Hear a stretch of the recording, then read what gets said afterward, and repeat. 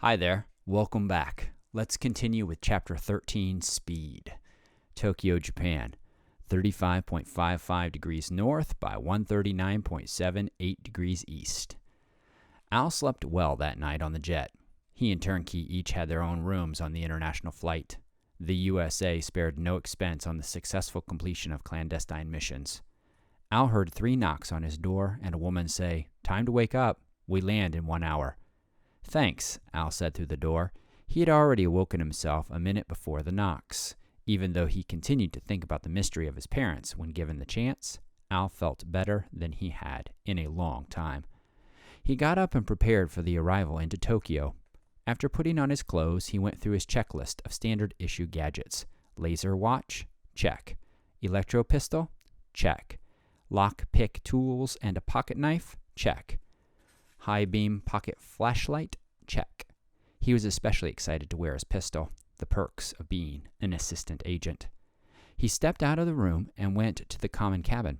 Turnkey arrived after a while, and the two sat looking through the jet windows at the distant city of Tokyo. It didn't take long to land, and the touchdown was smooth and easy. "Welcome to Tokyo. The time is 10:22 a.m., and we have a mighty fine Japanese morning," came over the speakers from the cockpit. "Hope you all had a pleasant sleep and flight with us." Because they were a private jet, airport control directed them toward a specific aircraft hangar bay. The USA had special privileges for immigration and could bypass customs directly. "When we reach the hangar, you all sit tight. We'll have to unload some large crates from the cargo hold, and we'll take a little extra time," said the captain. "Jill, can you call ahead and have those boys in the hangar ready to unload the crates as quickly as they can? Over and out." Once the plane stopped in the hangar, Al could see the ground crew move to unload the storage compartment. Al and Turnkey grabbed their backpacks, looked at each other, and with a double bump of their fists, they deboarded the jet. Stepping down the stairs to the hangar floor, they saw the crate box tops being lifted off their bases. Underneath, 2 high-powered motorcycles. Al stood motionless. "Is that what I think it is?" Turnkey pointed his finger. "Yo, the crate has 916 written on it. That has to be from Marianne's vault." They ran over to the bikes. Al moved his hand along the lines of the motorcycle and whistled. "So I guess we aren't using a standard car for this mission." Turnkey looked at Alabaster and smiled. "Nah, man. Looks like since you've passed advanced training on motorcycles like me, we get to ride in style.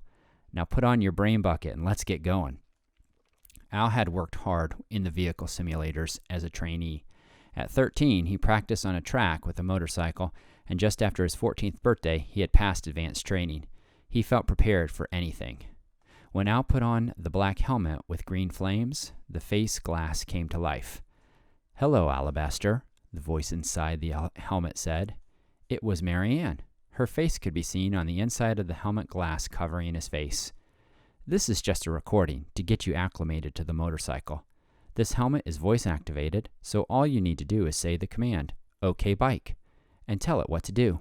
Of course, if you prefer manual, you can just push the buttons and touch screen on the machine too.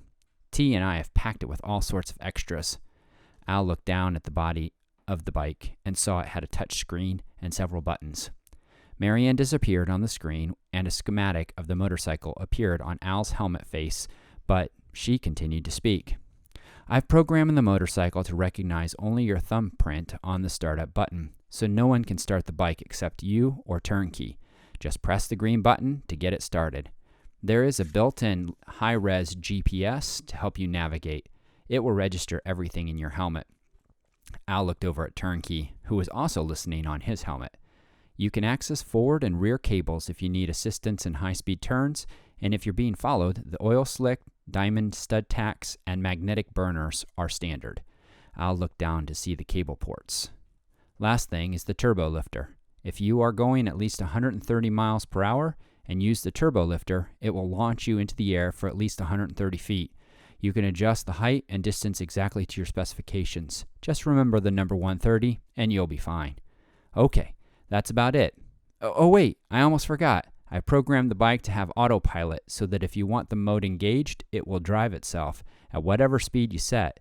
Signing off. Be safe, Marianne's voice ended.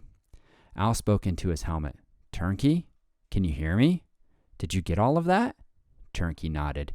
Yo, Marianne never ceases to amaze. Al put his thumb on the green button and the motorcycle roared to life. Turnkey did the same and they revved the engines. Al looked down at the instrument panel. Manual control was located just below the handlebar on the main body, which also had the touch screen. Al gave the computer helmet a try. Okay, bike.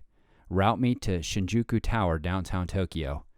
Inside Al's helmet, a digital map appeared on the glass with the whole route, and a voice began saying the directions.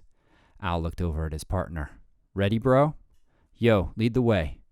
They drove out of the hangar and onto the road. From there, they followed a series of narrow, short paved roads to navigate out of the International Airport maze. As they neared the exit of the airport road system, they turned right to get onto the main roadway, leading north along the western edge of Tokyo Bay. They passed 2 large black cars, which began to follow the motorcycles. Next, we'll pick up with Chapter 14, Dragon's Tail.